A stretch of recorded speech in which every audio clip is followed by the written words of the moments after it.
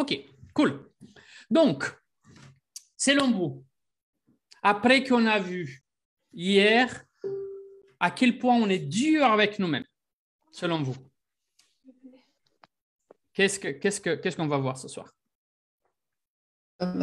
Comment on est mou avec nous-mêmes. On va être douce avec nous-mêmes. On va dire non sans se sentir Comment coupable. s'accepter? Et alors, vu que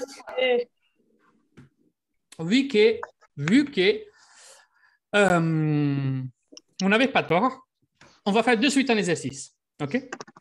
Parce que vous le savez qu'à la base, oui, direct, moi je suis direct. Parce que moi, je n'aime pas parler, j'aime faire travailler. Parce que dans ma fiche technique, quand j'ai appris cette fiche technique, il disait éveil de conscience égale transformation. Et après, à côté, entre parenthèses, par la pratique. Écoute, ils m'ont enseigné comme ça, donc je ne peux pas le faire différemment. Donc, l'éveil de conscience se fait par la pratique. Alors, on va commencer à faire une chose. Prenez votre feuille. OK? Et sur votre feuille, vous écrivez famille. Famille. N'importe où?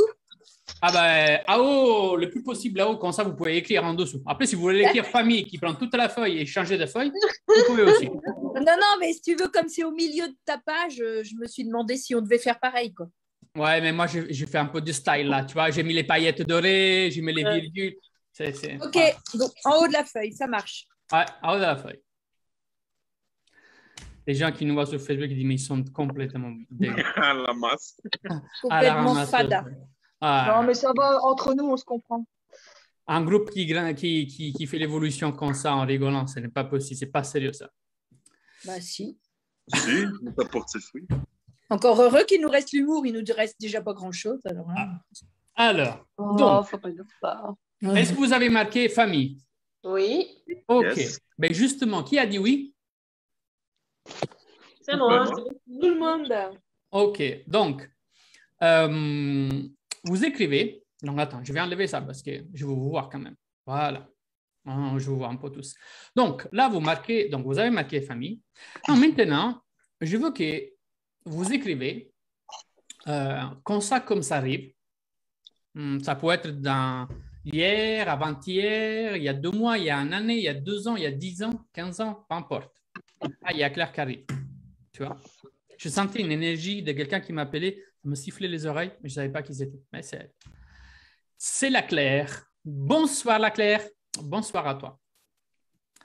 Je n'ai pas d'audio, Claire. Je n'ai pas ton son. Ah oui, mais là oui. D'accord. Là oui, c'est cool. Non, on vient juste de commencer, Claire. Ok, donc, super. Tu prends une feuille vierge Oui. et tu écris juste famille tout à haut. Comme ça, on évite de poser la question où. Tout à haut. Tout à haut de la feuille, tu écris famille. Donc, maintenant, vous pouvez voyager dans l'espace et à vous de choisir si mettre ensemble famille style maternelle-paternelle ou famille personnelle qui a la famille personnelle, ou le séparer, c'est égal. En tout cas, mettez tout là-dedans, ça vaut aussi. Je veux que vous pensiez à ces situations dans lesquelles ça vous arrive encore, hein? Ça peut être encore présent, pas forcément dans le passé. Les situations dans lesquelles vous retrouvez à dire un oui-non. C'est-à-dire, c'est l'occasion de X qui demande Y et que vous avez dit, ou tendentiellement vous dites oui, mais qui est derrière, en fait, cet oui serait un non. Un non caché. Nous, on ne veut pas. Ouais, c'est ça. Okay. Ouais, un peu comme tu dis oui, mais tu sais à l'intérieur de toi que ça te fait un peu bouillonner, mais tu dis oui. Et donc, dans quelle occasion ça t'arrive souvent de dire ça avec la famille? Et je veux en fait, plus qu'écrire dans quelle occasion, oui, quand ils me demandent ça, c'est plutôt voir une autre chose. Donc, je veux que vous listez sous cette famille-là. Vous pensez à ces situations dans lesquelles vous dites oui. OK? Et là, je veux juste que vous listez, on va prendre juste 1-2 minutes, et vous listez quelle est derrière cet oui la sensation de perte que vous avez. Donc, pensez à les relations familiales et mettez quelle est la sensation de perte que vous ressentez. Si je dis non à mon copain, ben, j'ai le sentiment de perdre sa confiance. Je ne sais pas. Un exemple. Hein. Donc, en général, pour tous les événements confondus, je n'ai pas tout compris. Je suis OK. un peu ramollie. Désolée. Non, je vais le reformuler. C'est moi aussi qui, avec la langue française, je ne vais pas tout le temps, je ne fais pas des bons mariages. Donc, dans la catégorie famille, oui. en pensant à des épisodes dans lesquels tu t'es senti gênant à dire oui, mais tu l'as dit. Oui. OK, donc tu vas te brancher à ce souvenir-là. Et après, derrière, donc sous ta feuille, tu vas écrire, même maintenant que tu y penses, quelle est selon toi la sensation de perte que tu avais si tu disais non? Je fais un exemple. Si j'aurais dit non à cette occasion, j'aurais probablement perdu sa confiance ou probablement j'aurais perdu l'affection de cette personne. OK, d'accord, merci, j'ai compris. D'accord. Et là, c'est des situations familiales, c'est ça? Là, c'est contexte familial, ouais. Familial. Ça peut être famille proche à nous. Donc, c'est-à-dire l'approche, je parle de plutôt maman, papa et tout ce qui va avec. Oncle, tata, machin, cousin. Et notre famille à nous, style si on a des enfants, nos maris, ou nos copines, ou nos princesses. OK, nos c'est chiens, bon. C'est égal.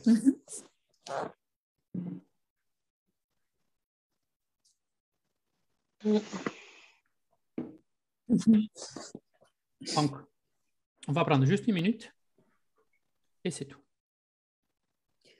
Moi aussi, je traque. 2 minutes. Je traque. Attends. Moi, c'est de la vodka. Ben moi aussi, tous les soirs, vodka pur. Toi, c'est plusieurs fois par jour. Ouais, mais tu vois, c'est toujours la même quantité. Hein. Tu vois, j'ai réduit par rapport à hier. Hein.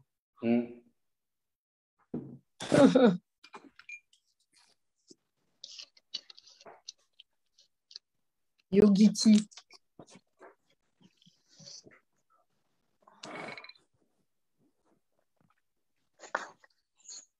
Donc. Bon, pas rapide. C'est la même sensation pour tout, alors comme ça. Ouais, c'est un peu pareil. Et faites quand même un effort. Diversifiez les choses. Parce que je pense que vous devez changer aussi des personnages qui appartiennent à la famille ou des situations. OK? Après, ne visez pas toujours la même personne. Je n'arrive pas à trouver des situations. Tu n'arrives pas à trouver des situations? Okay. Donc, dans la famille, tu dis, ça ne t'arrive pas de dire oui, mais que tu te sens gêné de dire non et tu dis oui. OK? Si tu n'as pas. Tant mieux. Hein?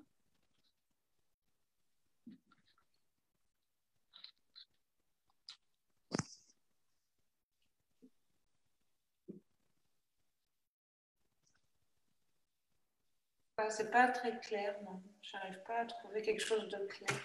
OK. Vas-y par perception aussi.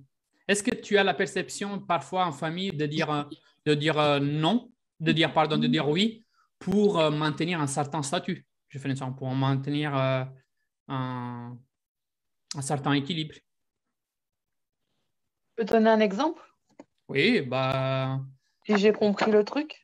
Oui, l'exemple, ça peut être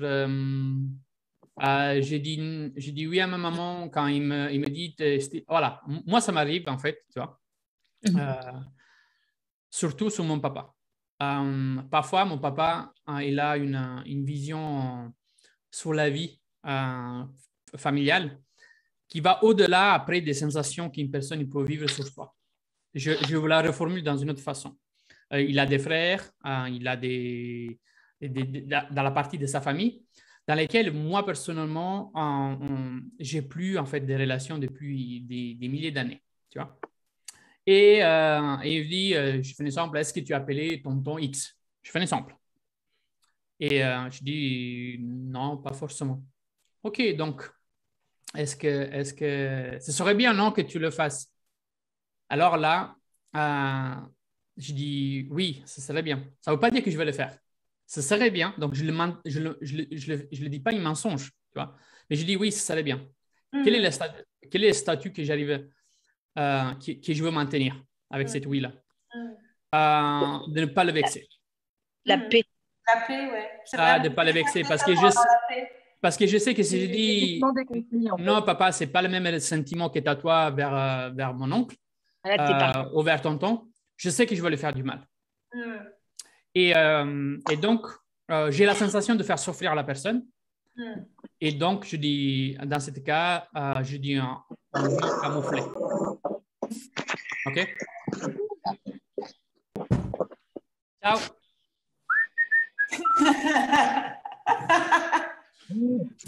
L'homme invisible. L'homme invisible. Soyons polis. Tu peux l'envoyer, hein? Tu dis, JJ, il t'envoie ça. Donc, est-ce que l'exemple était clair? Oui, oui, parce que c'est vrai, des fois, je fais ça pour avoir la paix. Mais effectivement, derrière, je ne vais pas le faire. C'est-à-dire, tu penses d'avoir la paix, mais tu ne gardes pas la paix. Bah si, je dis oui, oui, et comme ça, après, on va faire autre chose, quoi. OK, bah alors, écris la paix pour garder la paix, si c'est ça. Bah oui. Après, je vous ai fait un exemple avec un composant de ma famille, mais dans ma famille, ça peut être très large, hein, donc, et les situations, ça peut être multiple. Ah ouais. Donc, il ne faut pas rester sur un seul cas. Là, je vous ai porté l'exemple de mon papa, mais je pourrais en fait m'étaler là-dessus pour une belle journée. Non, tout simplement, c'est tout simplement parce que la famille, elle est nombreuse. Voilà. Nous sommes 22, 24, je ne m'en rappelle plus. Donc, c'est bien. Gennaro, est-ce que c'est ce que je gagne ou est-ce que je perds? Non, la sensation que tu perds. Oui, mais du coup, si c'est pour maintenir la paix, par exemple. Bah, C'est ce que je gagne, ça. Oui, OK. Mais je veux que tu portes l'attention sur qu'est-ce que tu perçois comme perte que tu ne le fais pas. Après, bien sûr, il y a toujours les deux. Hein. On peut dire pour garder la paix, mais la sensation, c'est aussi que je vais perdre la paix. En fait, quand tu dis garder la paix, mais pour garder la paix, ça veut dire quelle est la partie conflictuelle que tu veux éviter? Faire souffrir une personne, la blesser, la rendre triste, perdre sa confiance, avoir l'impression de perdre son affection, peu importe. Après, bien sûr, il y a toujours un gain derrière ça, hein. C'est évident. Mais je veux vraiment qu'on reste focalisé sur la sensation, la perception de perte. OK. Donc, tout le monde a fini? Ou en tout cas, vous avez déjà un peu écrit. OK, super. Ouais, c'est fini. OK. Qui veut le partager? Pas la personne, hein. On ne veut pas entrer dans les détails, mais juste quelles sont vos sensations de perte dans la famille? Qui veut le partager? Peur d'abandon. Pardon? Peur d'abandon. Peur d'abandon, OK. Peur du rejet. Ouais. Peur du rejet. Perdre l'amour de quelqu'un, son attention. OK, perdre l'amour de quelqu'un. Souffrance. OK, faire souffrir. Donc, perte d'affection, perte de confiance, perte de reconnaissance. OK. Et peur de... même marqué contradiction, mais je ne sais pas si on peut réellement le noter. Enfin, de quoi, Aurélie? La contradiction. Est-ce que tu peux me faire un exemple? C'est en fait quand justement on me demande un service, je le fais. Je vais dire oui, mais d'un coup en fait je dis non et tout compte fait, intérieurement je vais avoir un. Mais extérieurement tu dis quoi? Oui? En fait ça peut être oui, d'un coup je vais dire non et revenir sur le oui et en fait je vais être en conflit. Je vais plus savoir en fait intérieurement ça va être un conflit en permanent parce que je ne saurais plus si je dois dire oui ou non. OK. Et quand à la fin, tu t'en sors comment? Tu dis oui ou non? Dans la majorité des choses. Je me sens nulle parce que je me dis, en fait, j'ai perdu de la crédibilité. OK, donc ça, c'est la conséquence. Mais donc, tu dis oui alors? Et au final, je dirais oui quand même. OK. Et donc, quelle est la sensation de perte quand tu dis c'est oui que ça crée un conflit entre toi? Qu'est-ce que tu as peur de perdre là-dedans? Je pense l'amour et l'affection de la personne. Ok, super. Et alors, tu peux marquer l'amour et l'affection. Ok, super. J'ai mis aussi peur de paraître peur de paraître hautaine. Hautaine? Ok. Ok. Tu te prends pour qui en fait? Ok, super. Maintenant, ok, super. Maintenant, on va passer au même exercice, à les relations. Donc, quand je dis relations, bien sûr, à relation, on peut dire, oui, mais c'est toute relation. Oui. Et je parle en fait plutôt de relations à la limite si vous avez avec un conjoint particulier. Une relation plutôt proche, très, très, très proche. Donc, pas familiale, avec un conjoint ou un fiancé ou Les chats, ça compte? De quoi? Les chats, ça compte? Les chats? Non. Écoute, tu sais que parfois, c'est nous qu'on ne les comprend pas. Hein. Ce n'est pas eux qui ne se font pas comprendre. Donc, pensez plutôt à quelques relations très, très, très liées à vous. C'est-à-dire, quand je parle de ça, une relation très, très, très proche, dans laquelle vous êtes engagé. Ça peut être en fait même, des enfants, même, mais une personne en particulier dans laquelle il est très, très, très proche à vous. Et pareil. Vous faites pareil.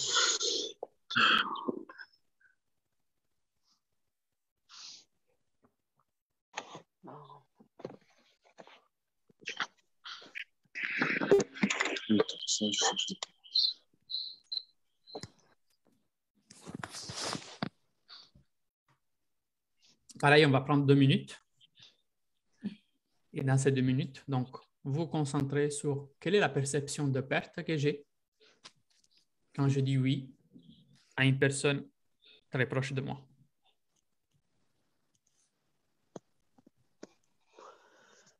Mais il est trop fort, Facebook, en fait. En direct, il y a même les sous-titres que ça sort. C'est-à-dire?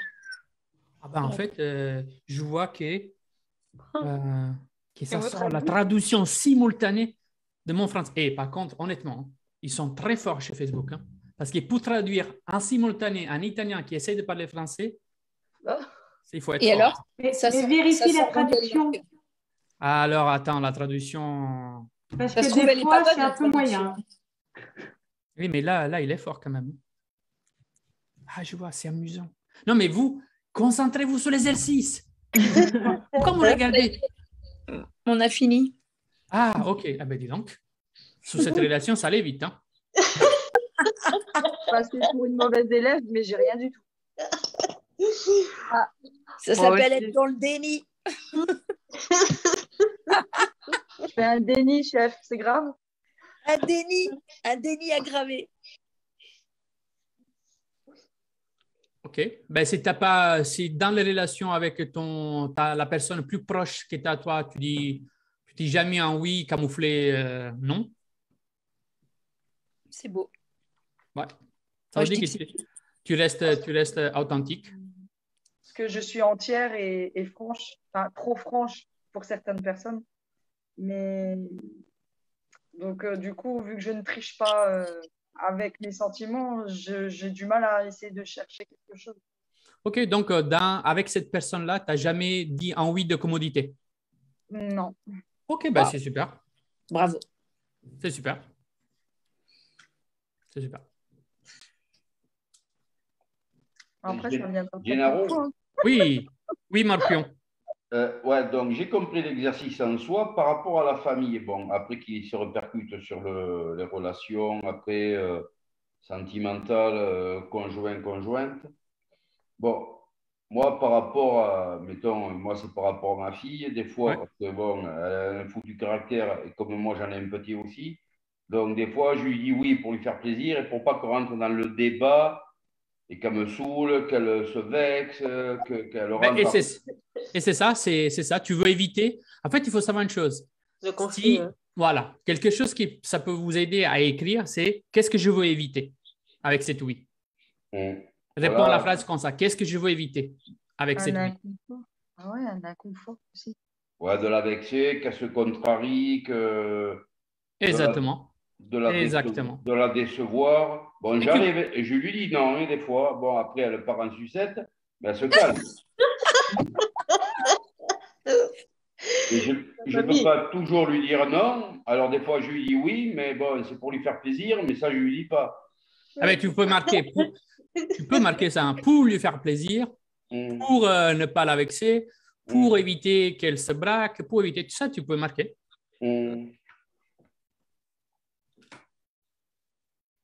Partir en sucette, j'adore. Je sais pas à quoi ça ressemble en fait. Mais il y a plein d'expressions françaises comme ça que j'aimerais bien savoir d'où ça vient. Mais... Je te rassure, nous aussi, hein, personnellement, j'ai jamais vu quelqu'un ressembler à une sucette après avoir fait. Ça partir en vrille aussi, comme expression. Ouais, c'est ça. Alors en vrille, à moins d'être gymnaste, mais voilà. En sucette. Et déjà, partir en vrille, ça peut te donner un moment. Partir en sucette, c'est quoi? Qu'est-ce qu'il fait la sucette? Il fait quoi? Justement, c'est ça. Je n'ai jamais vu partir en fait une sucette. C'est ça. Il faut regarder l'étymologie, l'explication sur Internet, parce que ça m'intéresse. Vous imaginez en fait qu'est-ce que j'ai dû subir quand j'ai appris cette langue? J'imagine très bien. C'était une torture. Une torture. Tu peux pas comprendre. Les pires, c'était au début quand quelqu'un m'expliquait un style. Je parlais avec une femme. Et il disait, alors il m'expliquait, voilà, quand c'est une femme, tu as la féminin, tu as le masculin, tu as toutes ces choses-là. Et après, il me disait, j'entendais parler avec une femme, il disait, il ne faut pas lui dire ça. J'ai dit, non, tu t'es trompé. Ce n'est pas lui, c'est fille. Non, on dit lui. Non, mais c'est un garçon. Lui, elle. En bout de moi, je ne comprendrais plus. Je dis, non, mais c'est trop dur, cette troupe-là. Ce n'est pas possible. Ce n'est pas pour moi la langue française. Elle est très compliquée. C'est vrai qu'elle est très dure. Elle est très dure parce qu'il y a plein de variations dans la langue que même nous-mêmes, les Français, nous avons du mal à accepter. Au niveau grammaire, c'est la plus dure. Ah, l'italien, il n'est pas aussi douce. Douce de sel. En Italie, on dit douce de sel. L'allemand, c'est coriace aussi. OK, on revient. Vous avez fini les relations? En fait, non, ce n'est pas que vous avez terminé vos relations. Terminer les relations. Je n'ai pas dit terminer les relations. Est-ce que vous avez terminé l'exercice sur la relation? Lapsus révélateur. Alors, travail. Il n'y a pas de souci. Maintenant, vous faites pareil, mais vous mettez dans le contexte de travail. Travail. Relation, je suis seul, donc ça, je dis non quand je veux. Non, tu n'es pas seul parce que tu as dit que tu as ta fille en relation. Oui, tu m'as dit relation. De la personne la plus proche de vous. Je n'ai pas dit ta copine. Morpion. Je sais que tu cherches une copine là, avec toute cette fille-là. Tu n'arrêtes pas de draguer. Arrête, Morpion. Ne le dis pas. D'ailleurs, Gennaro, je ne sais pas la raison pour laquelle tu l'appelles Morpion, mais moi, personnellement, ça me ferait fuir, en fait. Non, mais bon, c'est normal. Mais justement, c'est pour une histoire personnelle, tu vois. Bon, d'accord, regarde. Mais lui, c'est un morpion doux, en fait. On ne poussera pas plus dans la réflexion, ne vous inquiétez pas. Non, cela ne nous regarde pas. Voilà. Et écoutez, on peut avoir aussi entre hommes des secrets? Ah oui. OK. Non, excusez-nous. Hein. Non, je voulais juste comprendre pourquoi il était baptisé Morpion. En fait, ça m'interpellait, quoi. Parce que... Hervé. Comment? Mais c'est pour ça que vous avez le même coiffeur tous les deux, alors. On a même... regarde les lunettes aussi. Vous pouvez avoir des secrets que vous nous partagez aussi. Non. Il reste des secrets.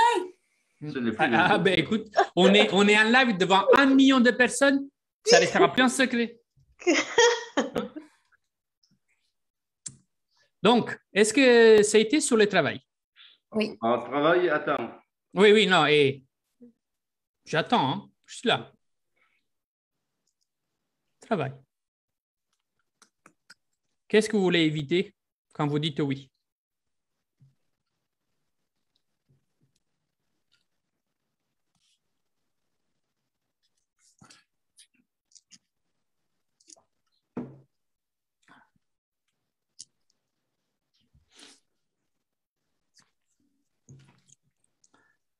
Comment on fait à voir qui c'est sur Facebook ou qui nous suit? On ne peut pas savoir en fait. Toi qui tu es sur Facebook, je sais qu'il y a 2 personnes connectées sur Facebook. Comment je fais à savoir qui es-tu? Normalement, tu dois le voir. Mais je ne vois pas les noms en fait. Je vois qu'il y a 2 personnes, mais je ne vois pas qui est connecté. Je ne sais pas comment on peut faire. C'est honteux. S'ils sont connectés, c'est qu'ils sont dans le groupe. Sinon, ils ne pourraient pas, non? Non, mais c'est un truc comme sur mon profil, mais je ne sais pas qui c'est. Je sais pas. Bon, c'est pas grave. S'il me l'écrit dans les commentaires, écris-moi dans les commentaires qui es-tu.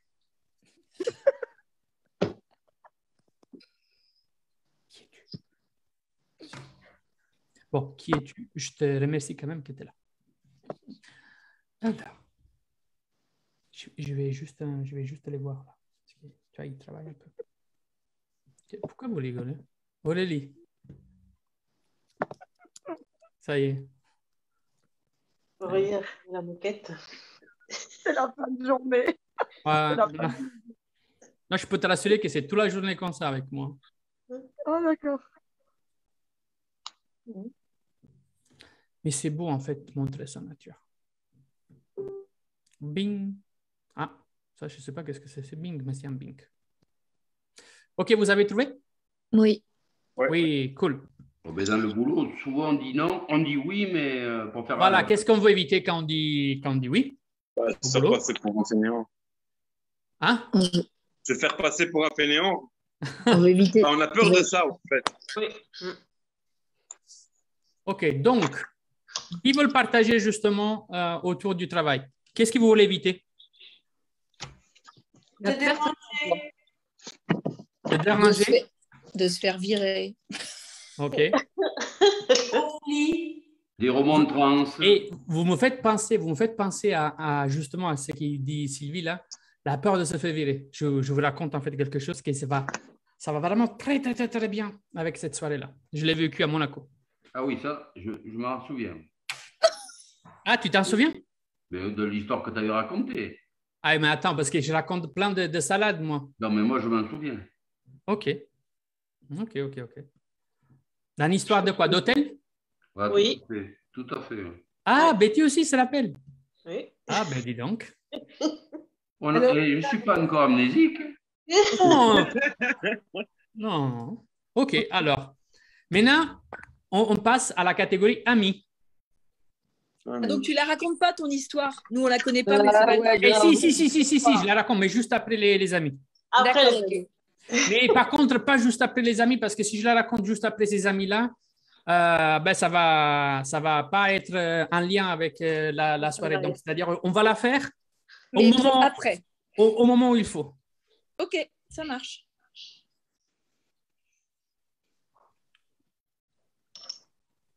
Donc, c'est quoi ce ding que j'entends? C'est quelqu'un qui se connecte. Ah bon? Non, ou qui envoie un message. OK, mais je ne vois pas de demande particulièrement. OK. Et sur Facebook, il n'y a pas les réponses de qui c'est qui est là? Ah, peut-être. Ah, c'est moi, Gennaro. Ah, OK. Ah oui, effectivement, c'était quelqu'un qui disait c'est moi, Facebookien mystérieux. Je suis sur mon anniversaire demain. Je vous écoute avec grand plaisir. OK, super. Okay. Je n'ai pas compris, il y a une nouvelle question à faire là? Ben, c'est sur les amis. C'est la catégorie amis. Quand on dit oui, qu'est-ce qu'on veut éviter? Qu'est-ce qu'on veut éviter d'affronter ou de perdre?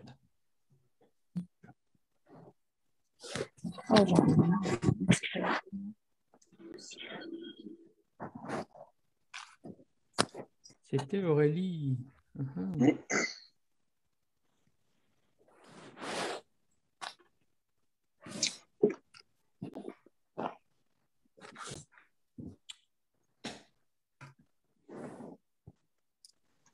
Je vais mettre plein de cœurs à JJ. Fais voir. Ah oui. On peut plein de cœurs. C'est trop fort. Pourquoi Pourquoi tu tousses, Roro? Parce que je fume un peu trop, des fois. Et par contre, je vois qu'il y a eu une catacombe de caméras. Il y a Joe, Lisiane, Mylène, iPhone, Rim, Aude, Valérie, tout écran, tout éteint. Pourquoi? Qu'est-ce qui se passe? Dites-moi que vous êtes avec moi. Hein? On est là, on est là, on est là. Bah non, on est là. Oh, moi, je croyais d'avoir perdu des personnes sur la route. Non, non, non, non, je réfléchis. Non, mais c'est juste la caméra, je voyais tout éteint. Ah ben non. Ah, désolé. Non, Moi, moi, c'est je pas me tiens éteint. à Clermont, sinon je vais passer pour celle qui dérange la classe. Non, tu ne déranges pas la classe. OK, vous avez trouvé sous les amis? Oui. Ouais. Et tu as même Kaina maintenant. Kaina, qu'est-ce que tu fabriques avec la caméra éteinte? Toi, quand tu éteins la caméra, tu fabriques quelque chose. Voilà. Démasqué. Hein? Elle est chercher sa vodka. En intraveneuse. OK, Audrey, ta connexion. OK, super. Donc, qui veut le partager autour d'amis? Qu'est-ce que vous voulez éviter quand vous dites oui aux amis? Ben, de les perdre. Oui. Ouf. La perte d'amitié, oui. De se retrouver seul. Ah, Ne plus faire partie du groupe. la fameuse caverne. La fameuse La caverne. caverne. La petite caverne. Moi, j'ai vu perdre l'image de quelqu'un de sympa, de bienveillant, de compréhensif, comme si j'étais attachée à ça. Quoi? Ah, non, je croyais que tu parlais de moi. Ah! Non, pardon. Je m'attendais. Oui, JJ, c'est toi. Non, pardon. Ouais, j'ai essayé, j'ai tenté le coup. Peur de la perte de popularité, c'est ça que tu veux dire? Non, pas de ma Non. de certains aspects, alors qu'on est à la fois sympa et pas sympa, mais du coup, comme si j'étais attachée à cette idée que voilà, j'avais envie que les gens conservent cette image de moi, de quelqu'un de sympa, de quelqu'un de sensible, de patient, de bienveillant. OK. Plus que l'inverse, quoi. OK, super. OK, super. Qui d'autre veut partager sur les amis? Ben, moi, j'ai une amie d'enfance qui a une amie d'enfance et souvent on fait des repas. Et cette amie d'enfance à mon amie d'enfance, si elle peut ne pas être là, ça ne me vexe pas. Et donc, ben, lorsqu'elle me dit, ben voilà, c'est une Christine, lorsqu'elle me dit, ben, il y a Christine, est-ce que ça te dérange? Je lui dis non. Alors que tu penses oui. Okay. Donc, en fait, là, tu as joué la carte inverse, mais ce n'est pas un vrai non. Là, c'est un vrai oui, en fait. Si ça te dérange, il t'a piégé. Mais voilà, je ne peux pas lui dire oui, parce qu'après, je ne veux pas rester sur la touche. Et donc? Rester seul, passer pour quelqu'un de rigide. OK, donc voilà, je ne veux pas rester seul, penser qu'il pense que je suis rigide et compagnie. Voilà. OK. C'est vrai que si elle n'est pas là, je ne suis pas malade. Bien au contraire. OK, super. Mais dans ces cas-là, pourquoi ne pas le dire qu'en fait, il n'y a pas d'atome crochu? Non, mais elle le sait, mais bon, après, je ne peux pas. Elle sait que je ne peux pas la supporter pour telle ou telle raison, hein, parce que c'est une personne qui aurait besoin de faire un coaching. Mais bon.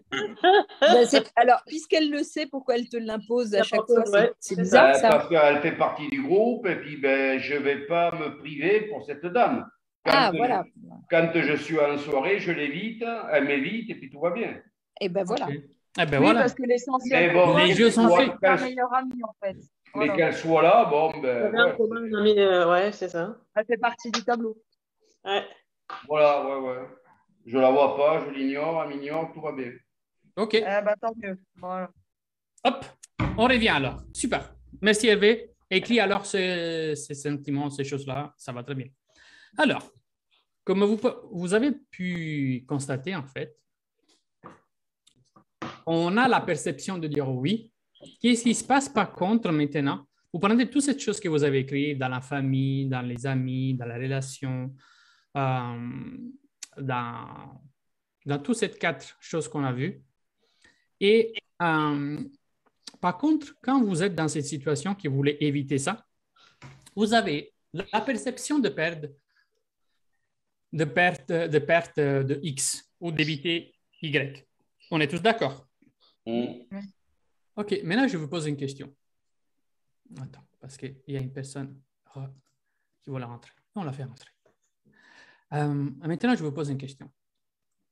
Au-delà de cette perception donc, que vous avez, donc de perte, d'éviter ça,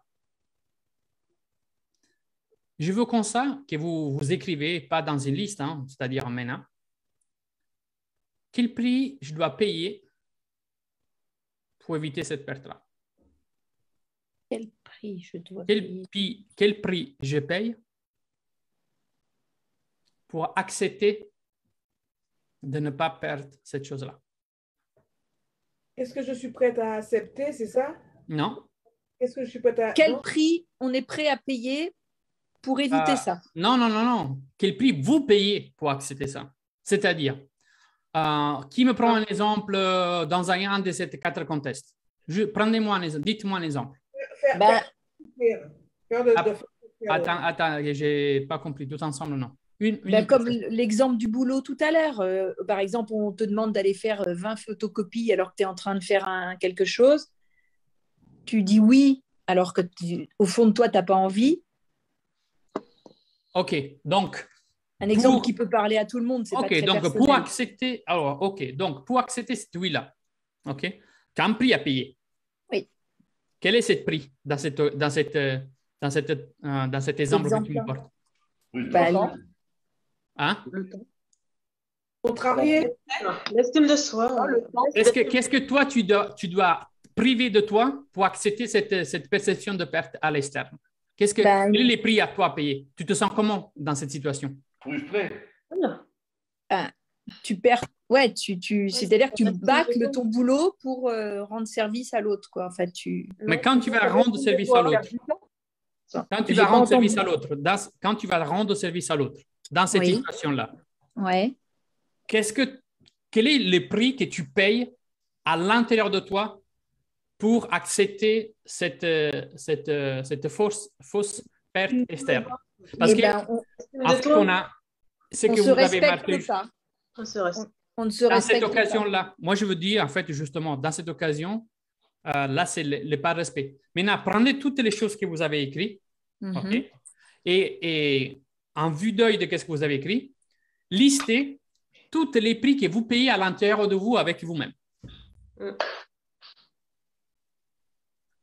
Donc, avec les amis, quand on dit oui à cette occasion, quel est le prix que je dois payer pour dire ça?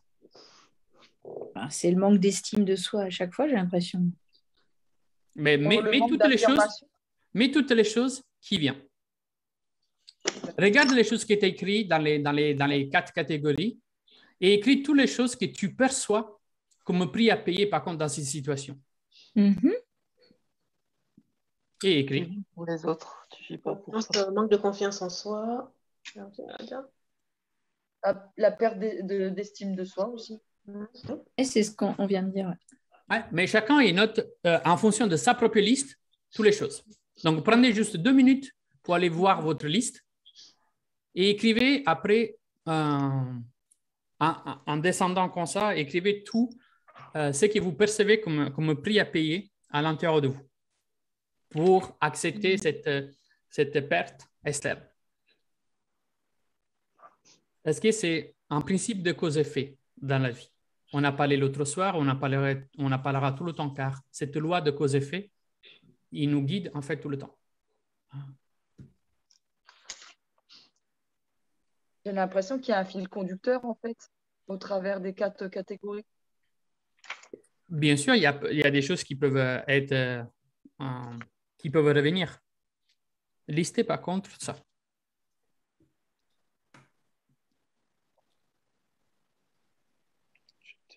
Le regret. Écrivez-vous de votre côté. Ne faites pas les devoirs pour les autres. Ah, d'accord. Pardon. Après, on partage. Ouais, parce que sinon, quelqu'un dit « Attends, il a dit regret. Attends, mais moi aussi. » Et peut-être que ce n'est pas ça. Ah oui, c'est vrai. Écrivez vos choses à vous.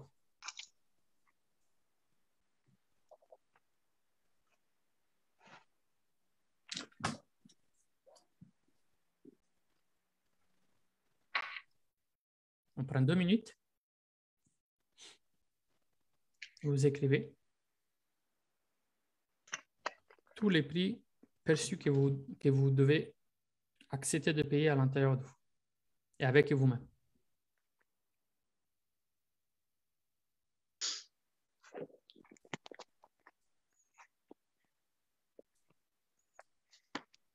Vous avez terminé? Oui. Ça sort? Qui veut partager les prix qu'ils payent pour accepter cette perte, pour accepter d'éviter les pertes externes? Ben, moi, oui. C'est que des mots, c'est pas grave. T'as dit quoi, Hervé? Ben, j'entendais que ça parlait, donc je me suis arrêté. Donc, ben, on ne se respecte pas. Alors, dis, je ne me respecte pas. Je ne me respecte pas, je me sens frustré. Je me sens jugé si je dis non. Non. Attention, là, tu t'es confus dans l'exercice. Me sentir jugé, OK? Ça, ce n'est pas les prix que tu dois payer. Ça, c'est la conséquence de faire l'inverse. Là, rester plutôt sur qu'est-ce que je dois accepter, quelle est la monnaie d'échange pour accepter de ne pas vexer à l'extérieur. À l'intérieur, quel est l'effet qui produit ça? Et là, j'ai mis je ne suis pas d'accord avec moi-même, donc pas équilibré avec mon soi intérieur. OK, donc tu te déséquilibres, tu te sens frustré. Ouais. Et je ne me respecte pas. Et tu ne te respectes pas. OK, super. Qui d'autre veut le partager? Moi, je veux bien. Oui, Sylvie. Donc, j'ai mis comme notre ami Morpion, j'ai mis perte d'estime. Ben, je ne connais pas son prénom. Hervé. Hervé. Tu vois, c'est ta faute, ça, Gennaro. Le poids des mots. Perte d'estime de soi, je ne me respecte pas, je me gaspille, je perds mon temps, je m'oublie et j'oublie mes propres besoins. OK, super. Qui d'autre? Oui, Betty. Ah, j'ai pas ton micro, Betty. C'est bon, vous m'entendez là? Oui. Ah oui, c'est bon. Oui, d'accord. Je disais que je sens la colère en moi parce que je n'ai pas osé dire ce que je pense. Et la frustration, le regret de n'avoir pas osé dire ce que je pense, la frustration et de ne pas m'être affirmée et de ne pas respecter ma valeur. OK, super. Qui d'autre voulait partager? Moi, je veux bien aussi. Oui. Alors, émotions négatives à l'intérieur de moi qui peuvent conduire à des problèmes de santé. Oui. Le fait de me sentir vide. Oui. Une trahison vis-à-vis de moi. Une perte de sécurité intérieure, de force. OK, super. Il y avait Mylène aussi. Ouais, je voulais dire le fait physiquement et émotionnellement de me retenir, donc de me mettre en arrière, en fait. C'est ce que je ressens. Je me ferme. OK. Beaucoup. Et je pense beaucoup pour l'autre. OK. Et j'accélère mon manque d'estime de moi. OK. Et j'emmagasine beaucoup de frustration. OK, super.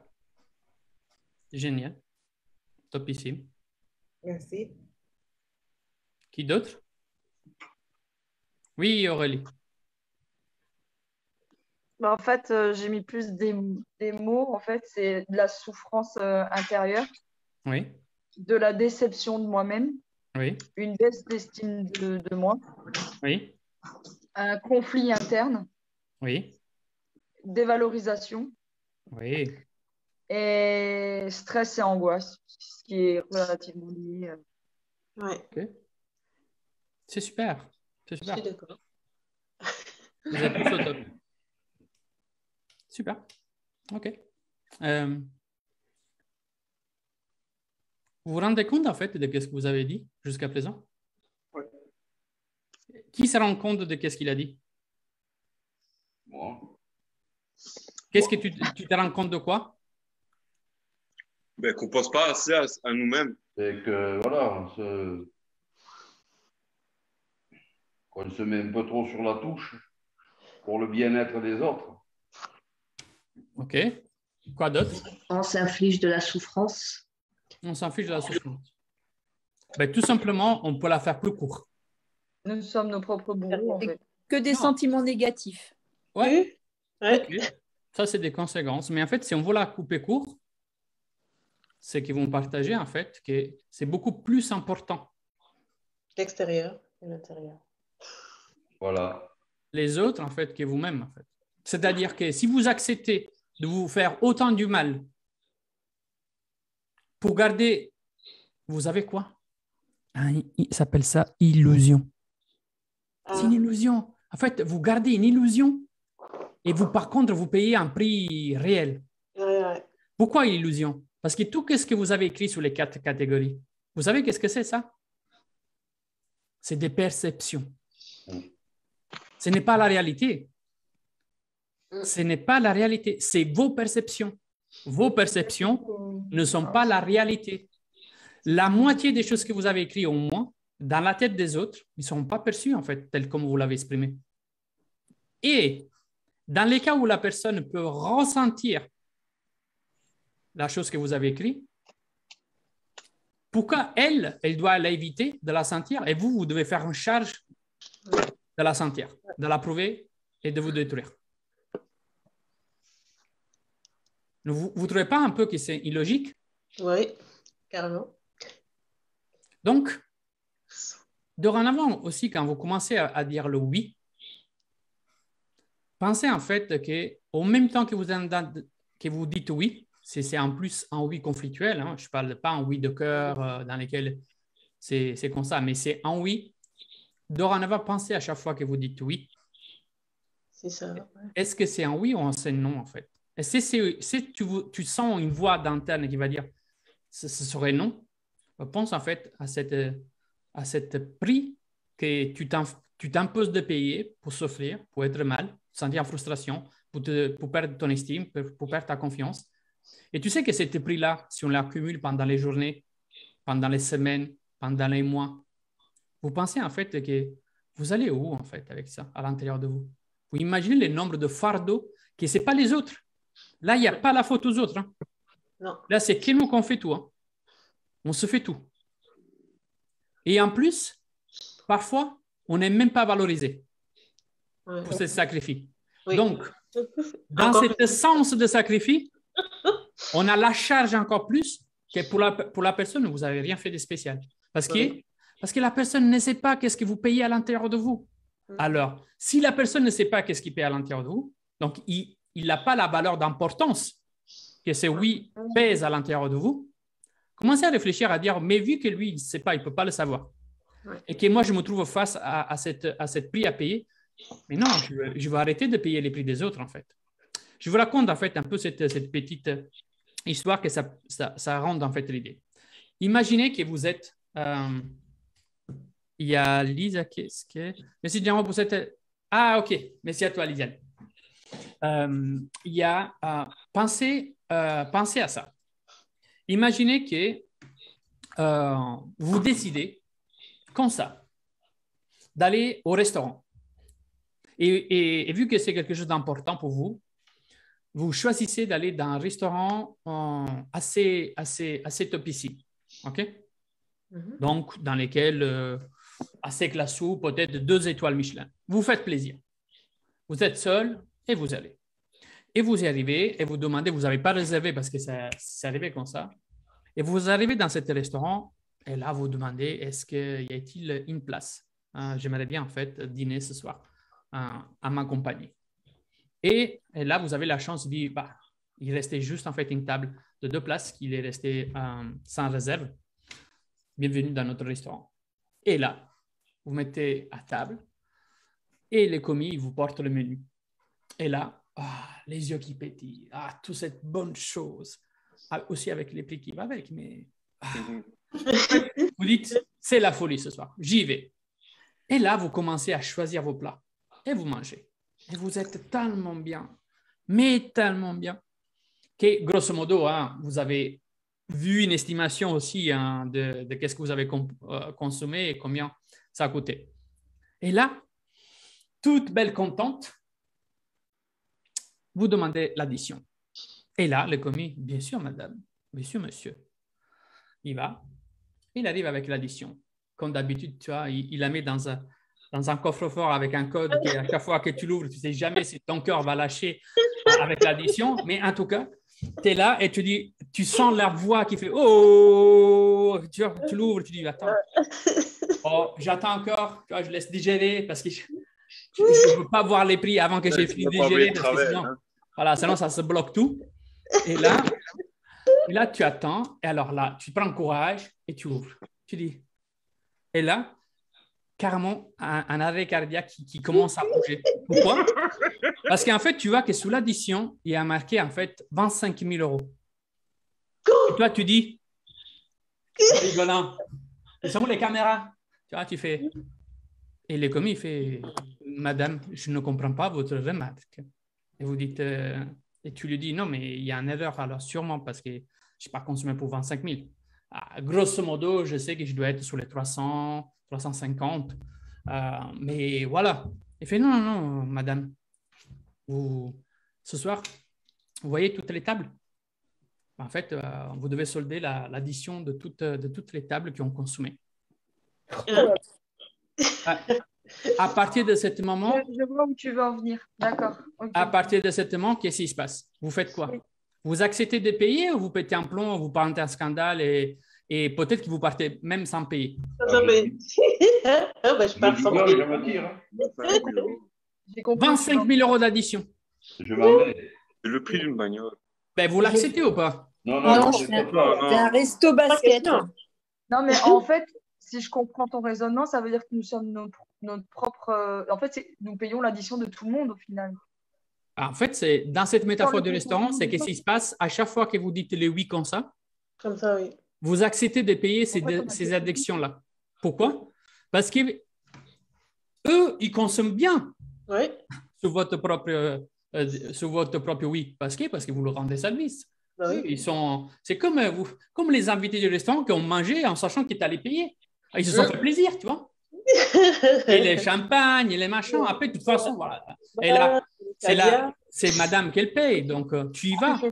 Et là, par contre, par rapport à un billet que ça marquait 50 ou 100 balles, là, vous faites un scandale, vous ne payez pas, vous appelez la police. Donc, ça veut dire que vous avez moins de valeur qu'un billet, qu'un papier. Parce que si pour un papier, vous êtes prêt à faire un scandale et à mettre en fait le pied par terre, à dire c'est injuste, mais par contre, votre valeur, en fait, ça se réduit en fait à des billets. Parce que si vous dites oui à l'extérieur tant facilement, c'est la même chose, c'est comme payer l'addition des sables. Donc, dorénavant, quand vous êtes face à ces situations, pensez en fait à votre propre valeur. Et si la personne qui est en face, parce que je dis un non sincère, se vexe à tel point qu'il ne comprend pas ma valeur ou mes besoins, ben ça veut dire peut-être que cette personne n'a pas trop de considération de ma valeur. Est-il alors une personne à garder? Je me pose la question peut-être. Je commence à me poser la question. Ça, c'est quelque chose qui est attaché souvent à la culpabilité. Car si je dis non, je me sentirai coupable. Oui, ça existe exactement cette association de culpabilité, mais il faut la savoir que la culpabilité, c'est de payer cette addition à votre propre, dans votre propre porte-monnaie. En fait. Oui, mais Gennaro, famille, relations, amis, si on dit non, qui se vexent, comme tu dis, c'est à se demander si vraiment ils doivent faire partie de notre vie. Par contre, dans le boulot, tu dis non. C'est pareil, patron, ça ne change rien. Ça ne change rien parce que si au boulot, tu permets juste pour justifier ton salaire de te pourrir la vie pendant que tu travailles, ça veut dire que toi, tu veux, encore une fois, ta valeur, c'est ton billet. Chose qui est en fait c'est pas dans ce sens que ça doit aller. Ouais, Parce mais que tu sais quand je que- parle du boulot, Ouais. tu peux tranquillement utiliser des noms éducatifs, des noms explicatifs, constructifs. Mhm.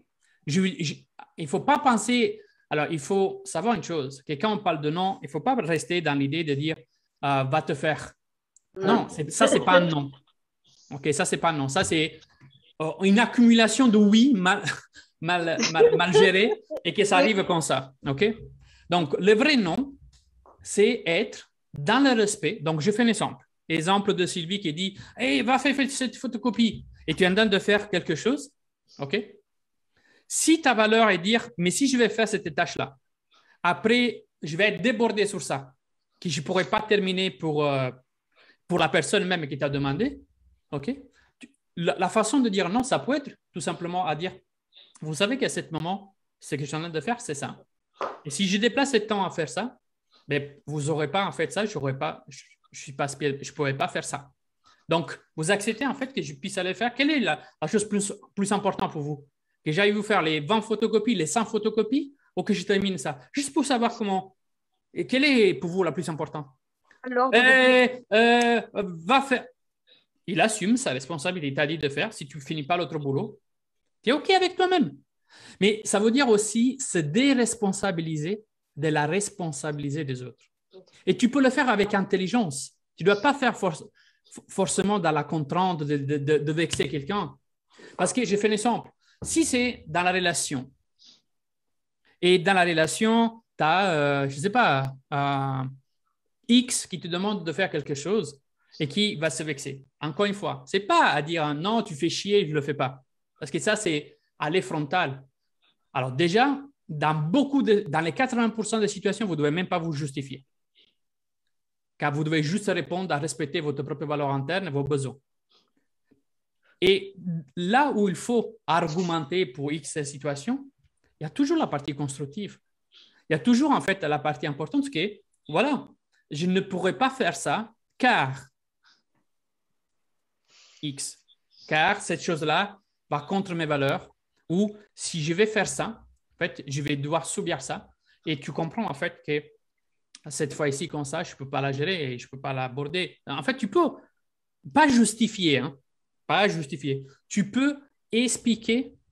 Ce n'est pas une justification pour essayer de passer à la frappe. Non, c'est mettre à la personne le contexte dans lequel c'est plaisir-souffrance. Donc, est-il correct de faire plaisir-souffrance? Ben, vu que je te dis que pour moi, c'est une souffrance, tu comprends que pour faire un plaisir, il y a une souffrance. Tu comprends en fait que je pense que toi aussi, tu éviterais de faire une souffrance à toi-même pour faire plaisir à quelqu'un d'autre. Ben, en tout cas, j'ai choisi de ne pas souffrir si je dois faire un plaisir. Si je dois faire un plaisir et avoir de le plaisir, c'est ça, dans les sens dans lesquels je veux avoir en fait le oui. Mais là, dans ce contexte, je n'ai pas le plaisir. Tu me comprends, j'espère. Si la personne te comprend, tant mieux. S'il ne comprend pas, non, tu es un égoïste. Ah, donc, moi, je serais l'égoïste qui, pour faire un plaisir, doit souffrir. Et OK, alors, je pense qu'on peut réévaluer notre relation. Tu vois?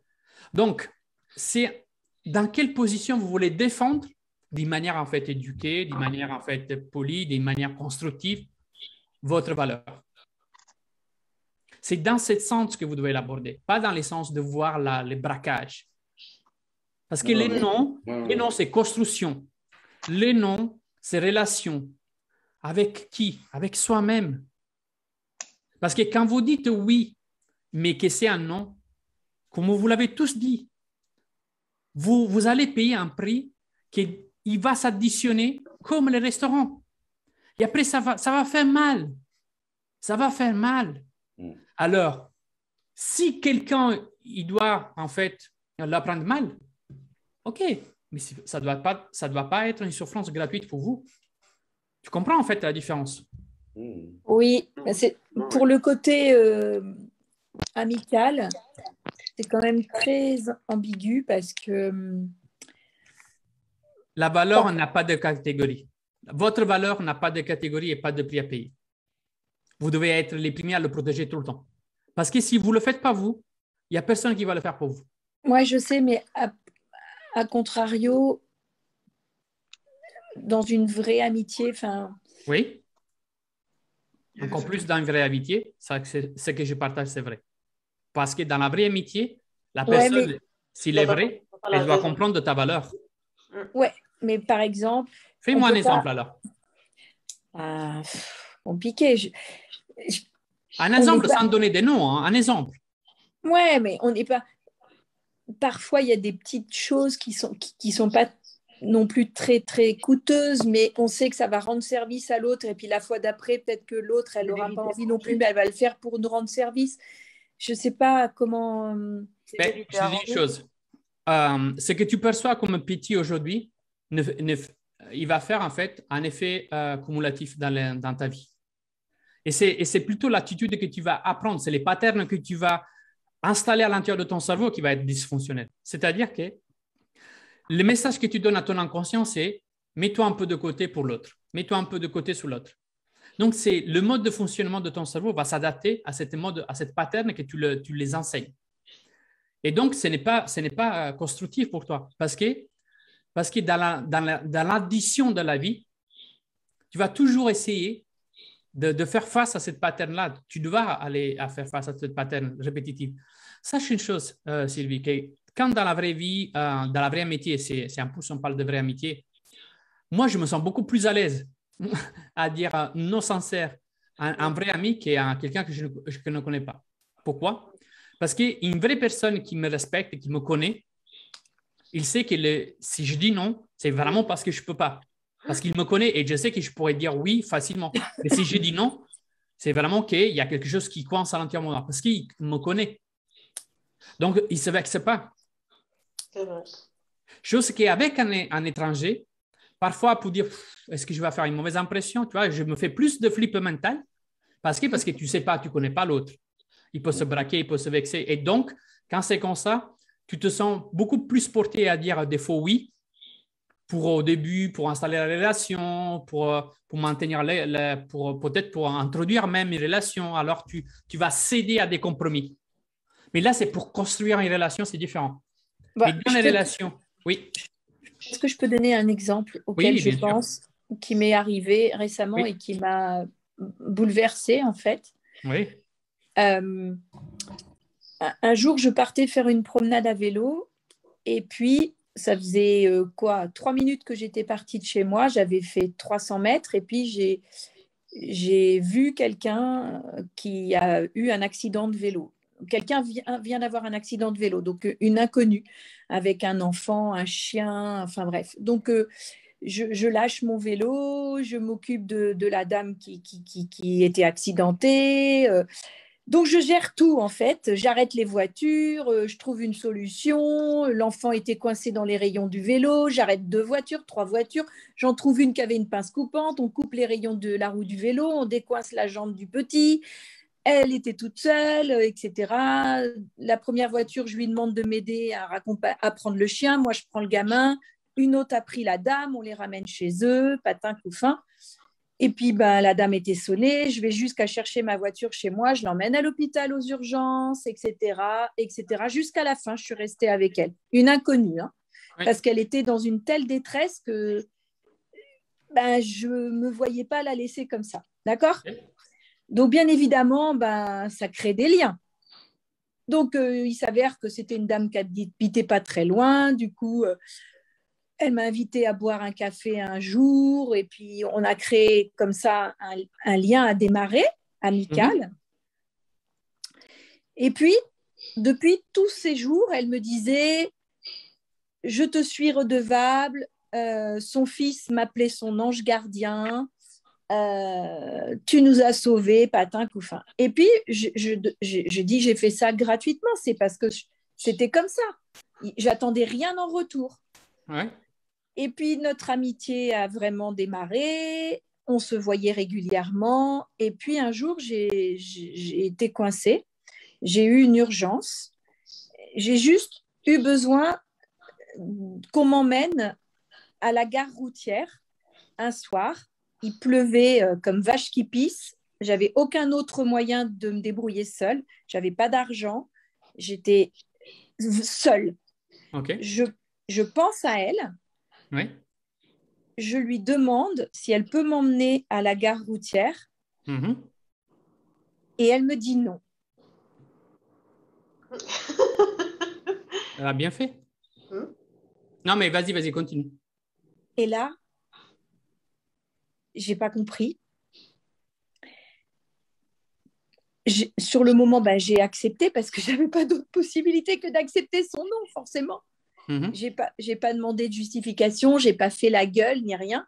Ça m'a vraiment blessée parce que je me suis dit, oh, ça faisait 1 mois qu'elle me disait, tu peux me demander n'importe quoi, jour et nuit. Ok. Et donc, j'ai perdu le fil, merdouille. En fait, il t'a dit non, tu t'as blessé. Donc, voilà, et 1 mois qui te disait, tu peux me demander la lune, je te la donnerai. Voilà.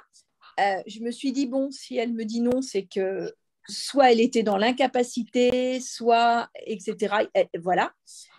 Et puis, j'apprends quelques temps après que ce soir-là, elle faisait rien, elle était chez elle n'avait pas de problème, elle avait sa voiture, elle n'avait pas son enfant. C'est juste qu'elle était fatiguée. Juste fatiguée.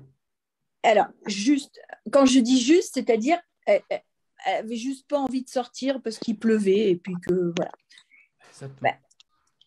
Alors que tu en avais besoin.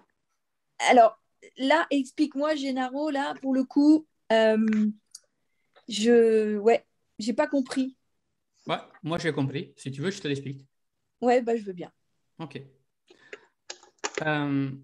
La dame, elle a pensé à sa fatigue, la pluie, le pas envie. Elle savait en fait que pour elle, il était important se préserver pour X raisons. X raisons. C'est ces raisons. Est-ce que je peux te couper? Oui, si tu veux. Parce que j'ai oublié de te donner un détail. Quand c'est arrivé, son accident, moi, j'avais un rendez-vous. J'ai tout lâché. Oui, Sylvie. Moi, j'ai très bien compris. Ce qui t'a fait mal, ce n'est pas son geste. OK? C'est ta relation avec toi qui t'a fait mal. Pourquoi? Parce que dans ton geste, si c'était réellement fait dans la pureté de rien entendre par la suite de la relation, cette dame pourra te dire oui ou non, ça ne changera pas. L'effet de ton geste, il ne doit pas te blesser. Si tu es blessé, si t'a blessé, ce n'est pas elle qui t'a blessé, c'est ton ego qui t'a blessé. Elle ne t'a pas blessé. Parce qu'elle n'a fait que répondre à celle qui, à ce moment-là, c'était sa valeur perçue d'importance. Et moi, j'admire les personnes qui respectent cette valeur, même en cas d'une quelque chose d'important. Je fais un exemple. Juste pour te donner un autre contexte. Quand j'ai fait ce premier lancement de Am Experience, okay? Pour les personnes qui ne connaissent pas trop l'histoire, j'étais dans le gouffre financier. C'est-à-dire que c'était juste après le deuxième confinement, on parle de novembre en fait de 2020, et je suis arrivé en fait que mes enfants vendaient leurs jouets pour acheter les riz et les pains. Ça, je te parle de fin 2020. Juin-juillet 2020. J'ai eu un couac en fait en entreprise financière. Des clients qui m'ont planté à cause, j'avais des contrats, je pouvais prendre des avocats et récupérer ou faire. Et c'était des familles qui avaient perdu leur travail dans la période de Covid. Ils s'étaient fait licencier, ils avaient pris des contrats avec moi, mais ils se sont fait licencier. Il y avait même d'entreprises qui sont fermées. Donc, et je me suis retrouvé à la fin de l'histoire à pomper tout ce que c'était l'argent qu'on avait sur le compte. Et là, faire face, en fait, arriver à cette période de novembre 2020, dans laquelle mes enfants vendaient leurs jouets pour nous permettre d'acheter du riz et du pain.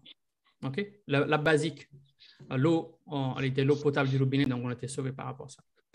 Et quand je me suis dit, merde, je pensais que ça ne pourra jamais m'arriver. Je voyais toujours les autres, mais je ne pensais pas en fait qu'un jour ça pourrait m'arriver. Et ces jours-là, j'ai dit, écoute, je pense que je ne suis pas le seul, en fait, à être dans cette situation. Et il m'a resté 300 euros sur le compte. J'ai pris les 300 euros sur le compte.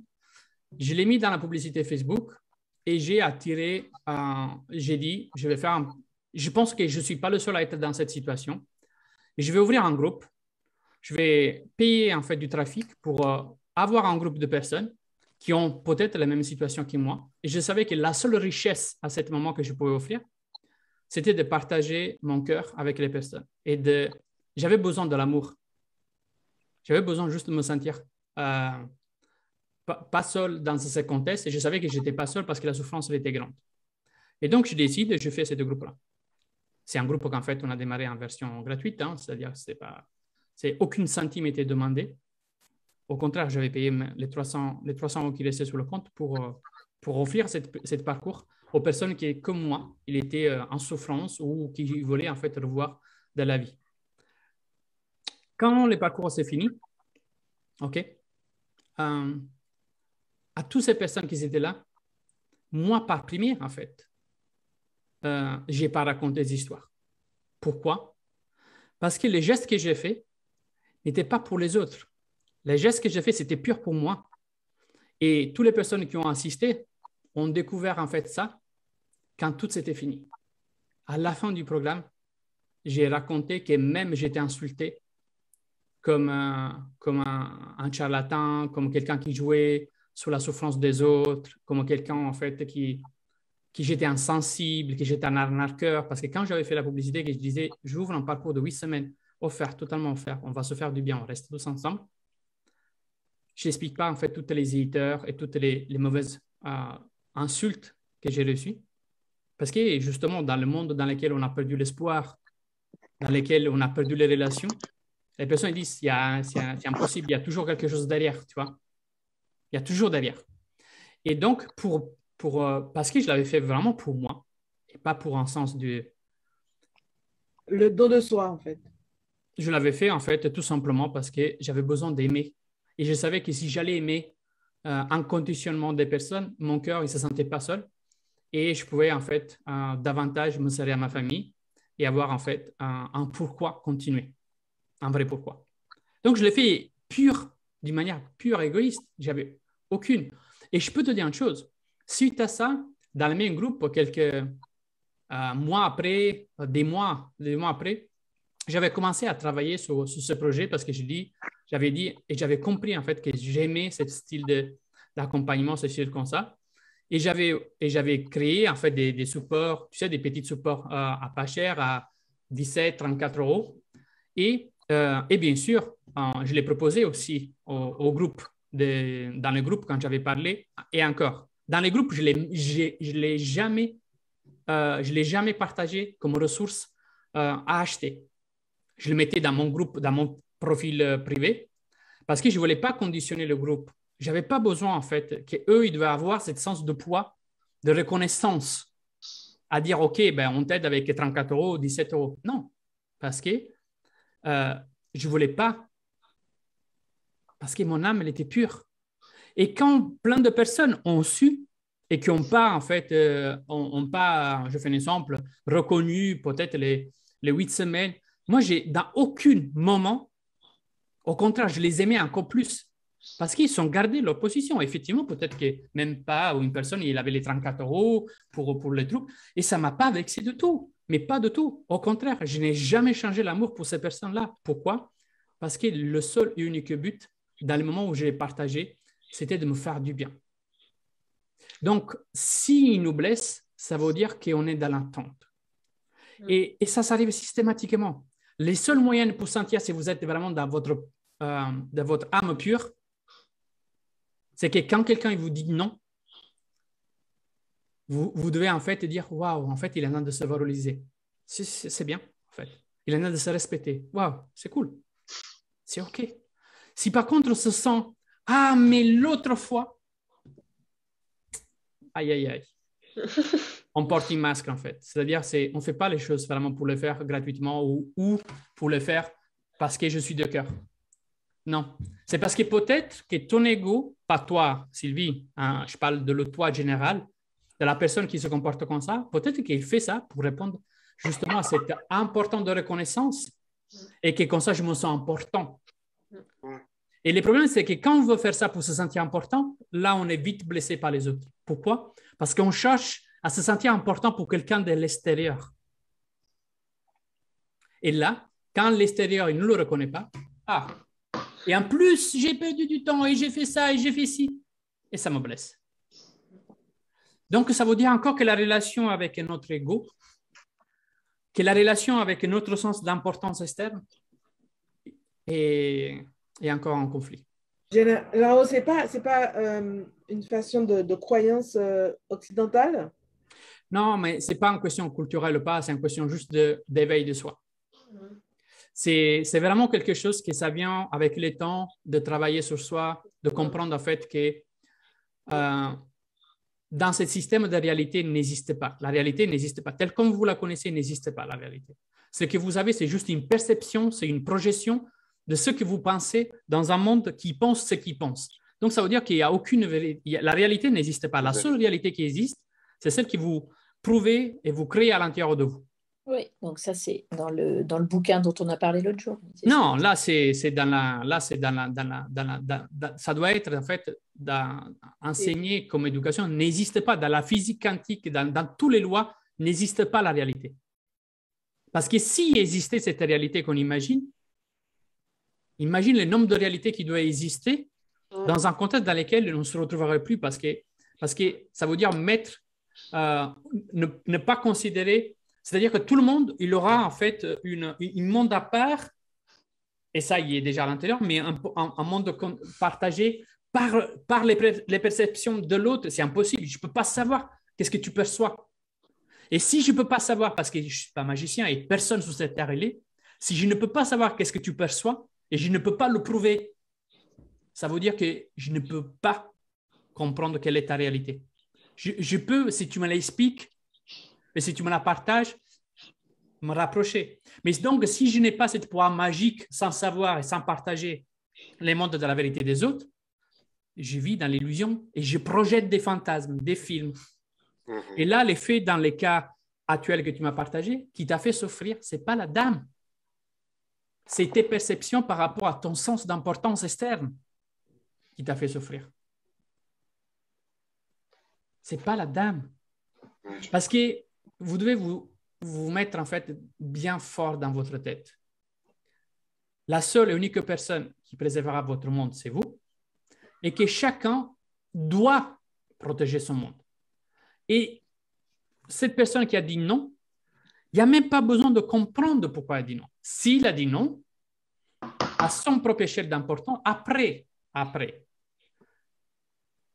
nous, on n'est dans aucun cas dans l'essence d'étiqueter la personne et dire « Ok, mais alors j'y mets une croix ». Parce qu'encore une fois, ça, c'est des attitudes qui ne vont pas en train de valoriser le nom de la personne pour le respect, l'unicité, les prix qu'ils ne veulent pas payer. Peut-être qu'elle, dans son imagination de prix payé, il avait peut-être la fatigue de conduire sous la pluie, peut-être qu'il n'est pas à l'aise à conduire sous la pluie.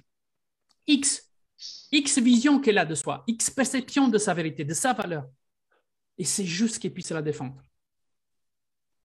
Vous ne devez pas attendre des choses dans la vie. Vous devez faire les choses pour votre propre et unique principe de sain égoïsme.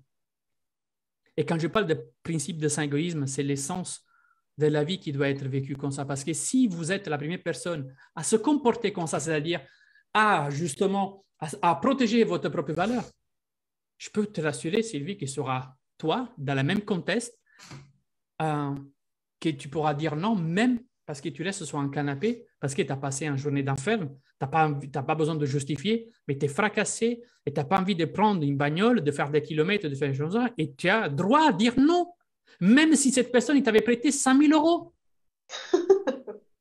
C'est pas parce qu'elle a fait quelque chose que vous devez faire quelque chose. Cet essence en fait d'égalité d'action, c'est j'ai compris. bullshit. Tu as bien entendu que ce que j'ai dit, j'attendais rien quand j'ai... Je peux te rassurer que tu attendais. Parce que la preuve, si tu n'entendais rien, tu ne devais pas avoir en cachette une monnaie d'échange de blessure. Quand on fait quelque chose dans le rien, jamais, aucun jour, cette personne ne pourra te blesser. Si même un jour, après 3 mois, pour cette histoire vécue après, c'est encore pire. Ça veut dire que tu as attaché dans ton système neurologique cette monnaie, cette pièce à jouer. Et c'est la relation avec l'importance de soi, Esther. C'est avec l'importance de son ego. Et notre ego, il nous fait beaucoup du bien, mais beaucoup du mal aussi. Et c'est la preuve. Ce n'est pas elle. C'est comme l'histoire. Vous connaissez l'histoire du serpent? Du serpent? Du serpent. Je crois que tu me l'as raconté déjà, mais je pense que j'ai oublié une partie. OK. Ben, en fait, pour donner un contexte, une métaphore, c'est qu'est-ce qu'on utilise? C'est que, imaginez que vous partez dans l'Amazonie et pendant que vous êtes dans l'Amazonie, que vous marchez, il y a un serpent venimeux, en fait, le plus venimeux du monde, qui arrive. Et pendant que vous êtes fatigué, que vous faites la pause à côté de l'arbre, il vient et paf, il vous mord. Ah oui. Et là, vous êtes foutu. Et là, vous mourrez. Et là, c'est fini. Plus possibilité. Et donc, dans ce contexte-là, selon vous, qui vous a tué? Alors, pour les personnes qui connaissent, ils ne le disent pas. Mais pour les personnes qui ne connaissent pas, qui t'a tué? Ouais, c'est le serpent. Logiquement. Plus que les serpents, le venin. Voilà, c'est faux. Pas le venin. Ce qui tue dans ce contexte-là, scientifiquement parlant, hein, c'est ton sang. C'est ton sang. Parce qu'il amène le venin au cerveau. Parce que le venin qui t'a mordu là, s'il restait à sa place ici, c'est pour ça qu'on fait un garrot.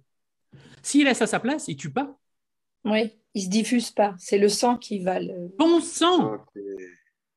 Il fait circuler le venin dans ton corps, dans tes organes et il te tue. Mais ce n'est pas le venin. C'est ton sang. Et cette métaphore, c'est la métaphore de la vie. Là, ce qui t'a fait mal, ce n'est pas elle, c'est ton propre sang. C'est ton propre sang qui t'a fait mal. Et ça appartient à cette forme d'ego, cette forme d'importance externe. Et ça, c'est toujours parce que souvent, et ça arrive souvent, et c'est pour ça que les personnes qui font ça ont aussi une faible estime de soi. Parce que pour répondre à un sens d'importance, d'appartenance, ils privent sa vie, mais c'est juste en fait un cri d'aide, à dire, si je ne fais pas ça, je suis seul en fait. C'est le seul moyen que j'ai pour me sentir important dans la société. Alors je me prive. Comme ça, je me sens important. Mais je ne le fais pas pour répondre à ma propre, en fait, à ma propre âme pure. J'ai encore un peu de chemin à faire. Alors dis-toi, en fait, que cette leçon que tu as prise, il ne faut la prendre pas comme un déchet, mais comme quelque chose qui est là pour t'apprendre, en fait, qu'il reste encore du chemin à faire pour garder plus l'importance à l'intérieur de toi, plus qu'à la rechercher à l'extérieur de toi. C'est ça uniquement le message que tu dois apprendre là-dedans. C'est OK. Et si j'étais toi, et ça c'est encore une marche supérieure, mais ça peut arriver, je prendrais le téléphone, la voiture, et j'allais remercier cette dame-là pour m'avoir dit non à ce moment. Car, grâce à ce non, je peux comprendre en fait à quel point moi-même, encore, je cherche l'importance à l'extérieur. Parce que si quelqu'un il a le pouvoir de me blesser, c'est parce que tu lui as permis d'avoir cette pouvoir. Donc, tu pourras prendre la voiture, aller même remercier. Oui. Sylvie, ce qui lui pose problème, c'est que cette femme-là lui ait fait une promesse comme quoi, quelles que soient les circonstances, elle serait là. Moi, je peux te faire toutes les promesses. Si dans les moments dans lesquels tu me poses la question, tu me demandes, j'ai mon système de valeurs, mon système de besoins à respecter et des valeurs à respecter dans les moments, ce n'est pas parce que je t'ai dit que je pourrais t'aider. Mais quand je te dis, je peux t'aider, tu peux m'appeler, je pourrais t'aider. Ça ne veut pas dire, par contre, que je dois oublier moi pour t'aider. C'est le même principe. Je ne peux pas payer l'addition. Si dans cette concept dans laquelle tu m'appelles, j'ai une perception de valeur pour moi plus grande, j'ai le droit de protéger cette valeur. Et ce n'est pas parce que quelqu'un il te promet quelque chose, ce n'est pas parce que quelqu'un il t'a... Je fais un exemple. Dans cette période que je vous ai partagée, j'ai eu des amis qui ont fait les courses pour nous. OK? Donc, ils sont déboursés de l'argent. Je peux te rassurer, en fait, que je sens aucune reconnaissance à devoir. J'ai de la gratitude pour les personnes qui m'ont aidé. J'ai de la profonde gratitude. Et tu ne te sens pas redevable envers eux? Non, parce que je sais que c'est leur corps qui l'a fait. Et ils ne l'ont pas fait parce que je devais me sentir redevable. Ils l'ont fait parce que leur cœur, il lui a dit, on aide cette personne-là. Dans ce sens, c'est la gratitude que vous devez développer, pas la redevance. Parce que si vous faites ça, ça veut dire qu'il y a encore ces copains-là, ils l'ont fait pour sentir, je suis important. Oui, pour se sentir valorisé. Et oui, ils ne l'ont pas fait comme ça. En l'occurrence, je ne sais pas si je me suis bien fait exprimer. Oui, si je me suis bien fait comprendre, pardon. Quand je l'ai aidé le jour de son accident, je ne l'ai pas fait pour répondre à un besoin de me sentir importante. C'était inconscient, mais c'était pour ça. Parce que la preuve, c'est que des jours, des mois après, tu étais vexé. Donc, ça veut dire que le jour même, tu as créé, même le jour même, hein, ce n'est pas le jour même. Cette attitude-là, ça vient d'une série de patterns que tu as dû développer dans ta vie précédente, dans des contextes multiples. Et là, il est venu juste en fait se répéter d'une manière inconsciente, dans lesquelles, sous le moment, je ne dis pas que tu dis, je vais les faire comme ça, si jamais ils rendent amis, ils me doivent quelque chose. Ah bah oui, bah non, pas du tout, on est bien d'accord. Et je suis tout à fait d'accord. Mais ça, c'est pour te faire comprendre que dans ton subconscient, ce pattern d'importance externe, il est très vif. À tel point que 3 mois plus tard, dans un contexte dans lequel ça doit même être oublié, non, il est resté tellement vif qu'il vient se manifester, se matérialiser. La preuve. Alors, sachez une chose. Quand vous souffrez, quand vous pouvez de la frustration, quand vous êtes en colère, n'est que la matérialisation externe dans des besoins ou des valeurs à ne pas respecter. C'est vraiment comme quand tu dis « Ah, je me sens en colère » parce que quelqu'un a fait ou a dit quelque chose. L'effet que tu te sens en colère n'est que la matérialisation externe, c'est-à-dire que vous avez l'opportunité, grâce à cette émotion, de matérialiser quelle est la valeur qui n'était pas été respectée ou le besoin qui n'était pas été valorisé ou accepté ou respecté. Là, vous avez vraiment la matérialisation de l'inconscient. C'est la seule fois que vous pouvez rendre matériel l'invisible. Là, c'est pareil. La chose que tu viens de vivre, 3 mois plus tard, il n'a fait que matérialiser ton inconscient avec la blessure, qui répond à ce sens d'importance externe que tu as dû mettre en pratique dans des autres contextes et que là, quand tu l'as fait, effectivement, tu as répondu en grande partie à cette manifestation d'importance externe, à tel point que 3 mois plus tard, la matérialisation, il vient prouver avec la blessure qu'effectivement, quand il n'est plus reconnu, cette importance, tu es blessé. Et tu as donc cette monnaie d'achat de rêve d'ange qui en fait était toujours été là. Ce n'est que ça la matérialisation. Vous voulez matérialiser, sentir en vous le pouvoir de matérialiser votre inconscient?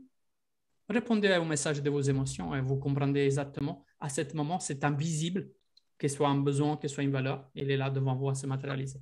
D'accord, mais puisque c'est un mode de construction. Il faut désapprendre ça. D'accord. Il faut le désapprendre. Il faut vraiment que tu puisses en fait accepter du moment. Alors, il y a une stratégie pour faire ça. Quand vous faites quelque chose, tu dois te poser la question. Et c'est un travail long. Mais c'est un travail que si vous le commencez, ça va vous faire grandir. Du moment en fait que vous commencez à faire quelque chose, ou que vous devez faire quelque chose pour quelqu'un, que vous acceptez, avant d'accepter, vous devez vous poser une question. Pourquoi je le fais? À quel besoin je veux répondre? Non, pas du tout. D'accord. La question que vous devez poser est, est-ce que je suis OK ou prêt à accepter que cette personne puisse m'oublier demain? D'accord. Si c'est oui et c'est OK pour vous, là, vous êtes dans votre âme. Okay. Si vous sentez un frein à dire « Attends, s'il m'oublie », sonnette d'alarme, c'est-à-dire que ce n'est pas votre âme qui parle, là, c'est peut-être un besoin d'importance, peut-être un besoin de reconnaissance, peut-être d'appartenance. Et alors, est-ce que ça vaut la peine? Et sinon, j'accepte ou je me prends du temps pour accepter cette partie et j'essaie de comprendre est-ce que c'est evergreen? Est-ce que c'est écologique pour moi de le faire ou pas? Donc, vous pouvez en fait vous poser cette question juste avant de démarrer. OK. Et quand on a la réponse? Ah ben oui. Alors, si vous êtes OK et en paix, et vous le sentez parce que votre corps va se manifester, c'est pour ça qu'il y a une philosophie, un principe de vie qui va vraiment en fait se marier parfaitement dans ce contexte-là. Et c'est quelque chose qui récite ça. Fais quelque chose pour quelqu'un que lui, il puisse s'en souvenir pour sa vie et que tu puisses l'oublier le lendemain. C'est ça le discours d'âme pure. Si vous arrivez à appliquer ça, alors là, effectivement, vous êtes plutôt centré. Mais si vous pensez en fait que la personne, s'il y a l'émotion qui vient, au lieu de la prendre négative, à dire juste, à remercier la personne pour dire, OK, j'ai encore du travail à faire, mais ça va. Je commence en fait à accepter plus facilement la chose. Et la première chose à faire quand ça arrive, c'est remercier la personne qui vous a permis de... C'est comme un baromètre. En fait, il faut savoir une chose. Les personnes à l'extérieur, ça doit nous servir comme baromètre. Comme baromètre à comprendre, OK, j'avance, j'ai avancé ou pas? Quand quelqu'un vous blesse, OK, ben merci. Parce que je pensais d'avoir avancé là, mais encore ça coince. Ouais. Moi, j'ai vécu à peu près la même histoire, mais sauf que bon, je l'ai aidée, voilà. Mais j'avais un comportement qu'elle n'aimait pas, mais elle ne me disait pas parce que se sentait redevable, en fait, comme vous avez dit. Et je pense qu'elle a accumulé. Et un jour, juste c'est pour une broutille, parce que moi, je ne suis pas très d'appel. Quand elle appelle, moi, je réponds par texto, donc elle n'aimait pas ça. Mais elle ne me l'a pas dit. Elle a gardé. À un moment donné, c'est explosé. Elle m'a appelé, elle tombait sur mon répondeur. Elle m'a laissé un message, mais assassin. Et bien là, moi, j'ai pété les plombs. Je l'ai appelé, je lui ai dit, ne m'appelle plus jamais. Après, ça reste la politesse, c'est-à-dire, je parle toujours dans un contexte de rester poli dans la communication et dans les choses. C'est-à-dire, ce n'est pas parce qu'on veut dire non à quelqu'un qu'on peut l'insulter, non, OK? Donc, non, pas du tout ça. Donc, non, pas du tout, parce que moi, je vais toujours dans cette forme éthique à respecter. Mais, encore une fois, essayez de réutiliser celles qui sont selon votre perception des déchets de votre vie. Au contraire, restaurant de déchets si vous le laissez comme forme de déchets. Si vous réutilisez les déchets comme ça peut être des situations difficiles de votre vie, des noms, des trucs qui vous ont fait souffrir, et que vous le réutilisez pour vous fortifier, ça veut dire que vous rentrez plutôt dans la nature. Regardez en fait, aujourd'hui, combien de choses, aujourd'hui, on appelle ça déchets, mais qui dans la nature, en fait, ils nous servent pour faire du terreau, pour faire de l'engrais. Eh bien, c'est la même métaphore que vous devez utiliser dans votre vie quand ça arrive un traumatisme, quand ça arrive en fait un événement négatif, quand ça arrive. Au lieu de le voir, de laisser comme déchet, c'est à réutiliser pour vous fortifier. Et là, c'est pareil. Cette histoire, Sylvie, comment il t'a fortifié? Mais peut-être qu'il t'a fait ouvrir un peu plus la conscience sur cette pattern. Et peut-être c'est l'occasion d'aller chercher. Et je suis sûr, en fait, que si tu vas te faire un peu de brainstorming et voir quand, dans d'autres contextes, tu as fait plutôt la chose par sens d'appartenance ou d'importance, dans lesquels tu te sentais, tu veux te sentir bien, et tu verras en fait que tu auras plein de situations, de patterns comme ça, que tu as dû mettre en place. Et c'est juste qu'après, ça devient inconscient. Et dans l'inconscient, ça se matérialise avec les blessures dans notre vie d'être humain. OK? Là que j'avoue que je n'ai pas compris le message qu'elle m'a laissé sur le répondeur, là, avec des insultes et tout. Mais ça, déjà, c'est une personne qui est... Voilà, c'est une personne qui est là et au-delà de la compréhension, elle n'était même pas polie et des choses comme ça. Donc, ça, c'est des extrêmes qu'après, il va falloir scier, pas garder. Quand quelqu'un il arrive à insulter et pas voir la construction, ça, c'est autre chose. Bah là, j'ai mis ferme, j'ai fait tchac, fermé. Oui. Oui, quand dans une amitié, tu veux garder une relation équilibrée, même si tu fais des choses sans attendre en retour, Après, si l'autre, il fait jamais rien pour toi, c'est pas sain non plus. Ah ben, encore une fois. Là, vous êtes toujours dans la même attitude. Hein. Ça ne Oui, change ben oui, rien. oui. Ben oui, on est d'accord. On est d'accord. Pourquoi je pose quand même la question? Ah, alors, dis-moi la question. C'est ça, c'est que j'avais quand même un doute. Je me disais, donc tu dois vraiment rien attendre dans l'amitié non plus, quoi. C'est pas, encore une fois, c'est attendre que vous ne devez pas. Pas l'amitié, la famille, c'est l'attente. Vous savez en fait que l'attente appartient au clou de la vie. Vous savez qui c'est le clou? J'avais fait une vidéo, mais si je vais trouver les liens, ça va être trop long. Je vous la fais en direct. La métaphore du clou, de l'attente, c'est ça. Vous devez, en fait, dans la vie, il existe deux personnes, pas 10. Deux formes, deux grandes catégories. Une catégorie, on appelle ça la catégorie des clous, et l'autre, on appelle la catégorie du marteau. OK? Le clou, quelle est sa nature? C'est d'être planté à un endroit et il se fait taper par-dessus. Pourquoi? Parce que quelle est son âme? Lui, c'est l'âme de celui-là qui attend. C'est-à-dire, je ne peux rien faire. En fait, je suis planté et pour faire ma fonction, je dois attendre que quelqu'un me tape. Je dois attendre. Il attend tout le temps. Et qu'est-ce qui se passe dans l'attente? Mais si quelqu'un ne tape pas dessus, ben, il ne fait pas sa fonction de clou. Il reste à haut du mur ou à haut de la planche à bois.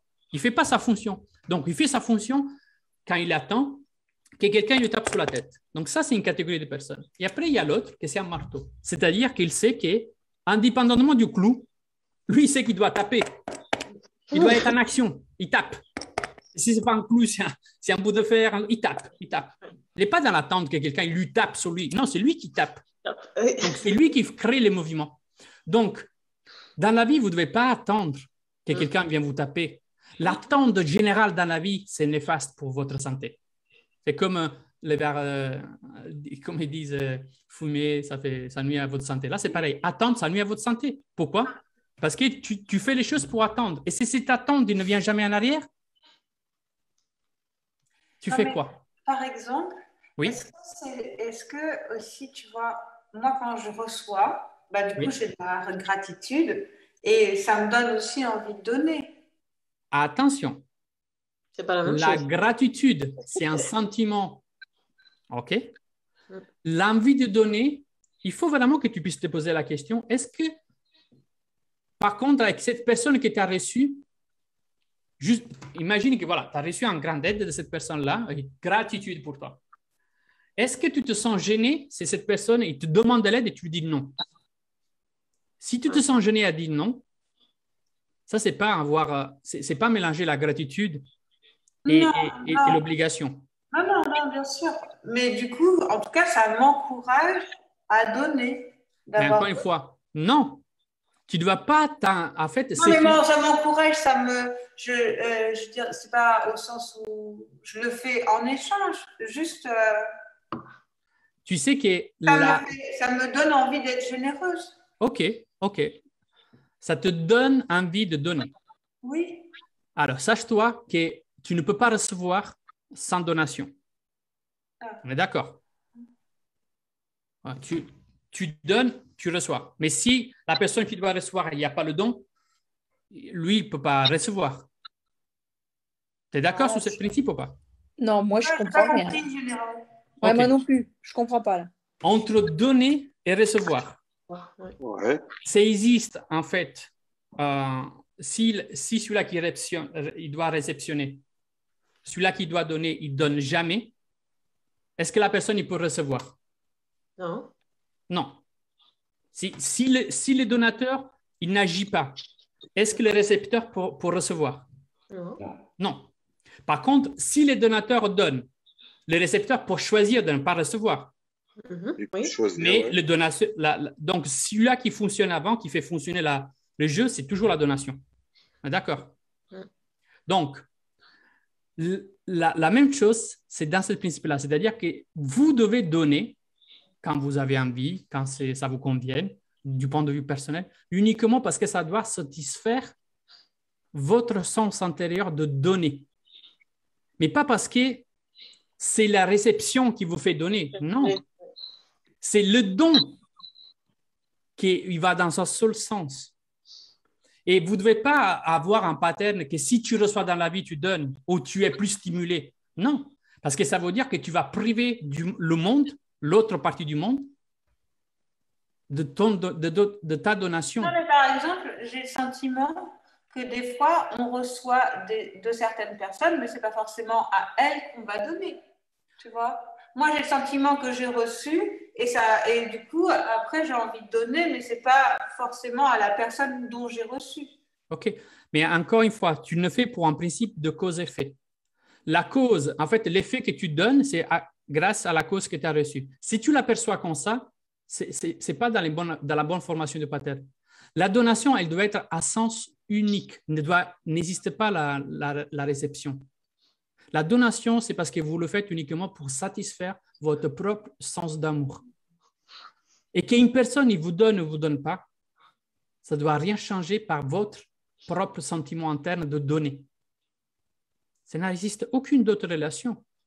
Il n'y a pas de relation de cause à effet. La relation cause-effet, ça doit venir de l'intérieur. C'est toi que tu dois générer les effets à travers ta cause de donner. Et que l'autre, il se sent en gratitude. Mais ta gratitude à toi doit être aussi dans la donation. Et donc, c'est la donation, le savoir donner, qui te permet de valoriser encore plus le savoir recevoir. Je fais un exemple.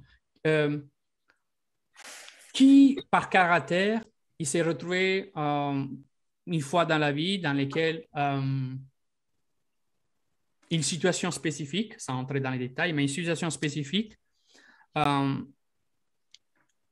tu disais non à un don d'une personne. Je fais un exemple. Vas-y, mais je t'offre ça, mais non, ça me gêne. Non, garde. Bah, moi, ça m'est arrivé plein de fois. Bien sûr, plein de fois. Ça arrive, non? De dire non, non, non, non. Ouais. Non. Plein de fois. Plein de fois. Eh bien, en fait, ça veut dire, en fait, encore une fois, ne pas valoriser la donation de quelqu'un, c'est-à-dire l'amour que cette personne a pour se sentir bien avec soi-même. Avant, j'étais les premiers à refuser l'aide, de refuser en fait la compagnie dans des moments de tristesse ou le soutien. Pourquoi? Parce que je me plaçais en fait du côté dans lequel, non, mais c'est que moi qui suis capable de donner, c'est moi le fort qui aide, c'est moi qui soutiens, c'est moi qui… Et donc, je peux supporter, j'ai les épaules grandes. En fait, ça ne fonctionne pas comme ça parce qu'à la fin, je m'étais compris que je donnais pour l'importance. Je donnais pour l'importance, mais je ne donnais pas pour moi. Le jour que j'ai appris à donner pour moi, j'ai appris à recevoir. Pourquoi? Parce qu'à partir du moment que j'avais compris, en fait, qu'est-ce que ça veut dire donner uniquement pour soi, pour son propre bien, que j'ai compris à quelle valeur une autre personne avait envie d'avoir le même partage. Et c'est à partir de ce moment, ça on appelle parfois ou vulgairement la loi de l'abondance. C'est ça les principes de l'abondance. L'abondance, ce n'est pas donner. L'abondance, ce n'est pas recevoir. L'abondance, c'est donner. Et grâce au principe de développer cette donation interne pour soi, que tu ouvres la réception en fait de l'abondance. Mais si tu donnes pour l'importance, tu ne vas pas recevoir. Au contraire, tu vas accumuler des bombes à horlogerie qui vont exploser. Tout le temps. Et ça, c'est frustration, c'est souffrance, c'est rancœur, c'est des relations qui partent en sucette. Il y a tout ça. Ça vaut dans tous les principes, que ce soit travail, dans les 4 catégories qu'on a abordées ce soir, c'est la même identique situation. La même identique situation. Vous enclenchez que des bombes à horlogerie, mais que vous allez vous-même être les seuls portatrices on peut dire, de catastrophes internes. Parce que la bombe, il va faire mal à personne d'autre que vous. Hein. Là, c'est pareil. Quand vous êtes dans je fais les choses dans l'amitié ou dans la famille et je sais que je ne dois rien m'attendre, waouh, là, ça veut dire que ta route vers ton âme pure, elle commence à se faire de plus en plus lumineuse. Pourquoi? Parce que ça veut dire que tu commences à vivre dans ton sans égoïsme, donner pour prouver de l'amour. L'effet, c'est de faire du bien. Je te fais un exemple. Ce soir, les autres soirs, quand je fais les lives, je l'ai expliqué l'autre fois, je fais ça, mais vraiment, je vous parle sincèrement avec le cœur dans les mains. Je fais ça pour moi. Les principes qui me font agir, ce n'est pas vous. Vous êtes que l'effet de mon principe. Et Kaina, tu te rappelles, dans un live, on avait déjà abordé. C'est la même chose. Si après l'effet de cette sans force d'intérieur, de nourrir, de respecter, de valoriser, de se sentir bien avec soi-même, a comme effet d'avoir 10, 15, 20 personnes, 30 personnes qui reçoivent de l'amour, c'est justement parce que tu t'es permis de briller de l'amour à l'intérieur qu'ils la reçoivent. C'est une cause-effet. Et au moment que cette personne, ou 10, ou 15, ou 30, ou 2 personnes, ils ne reçoivent pas ce message-là, c'est OK pour moi. Ne changera pas l'effet que je porterai la même attention de faire les choses. Pourquoi? Parce que si je ne le fais pas pour l'extérieur, pour l'importance de l'extérieur, et je le fais uniquement dans l'essence d'importance, je ne suis plus dans l'attente. Je suis que dans l'action. Je suis le marteau de mon bonheur. Mais c'est un chemin qui demande en fait de l'entraînement et de l'attention à, au lieu de se braquer quand une copine nous dise non, quand quelqu'un nous dise non, c'est à dire OK, il m'a blessé encore, je n'ai pas encore évolué parce que ça veut dire qu'il y a encore cette punaise de trucs d'importance ou d'ego, il est là, il m'embête. Oui, mais je l'ai aidé beaucoup de fois. Oui. Et donc, voilà pourquoi tu aides en fait. Tu ne l'aides pas pour toi, pour te sentir bien. En fait, tu l'aides parce que comme ça, tu accumules des cartes à jouer pour toi aussi. Comme ça, tu te sentiras bien quand l'autre te fait sentir bien. Et donc, ça veut dire que tu es dépendant donc dans l'importance que le monde externe te consacre. Et que donc, si le monde externe décide d'arrêter de te consacrer de l'importance, ben, tu vas chier, tu vas souffrir et tu vas mettre en frustration. Oh, j'ai tout perdu.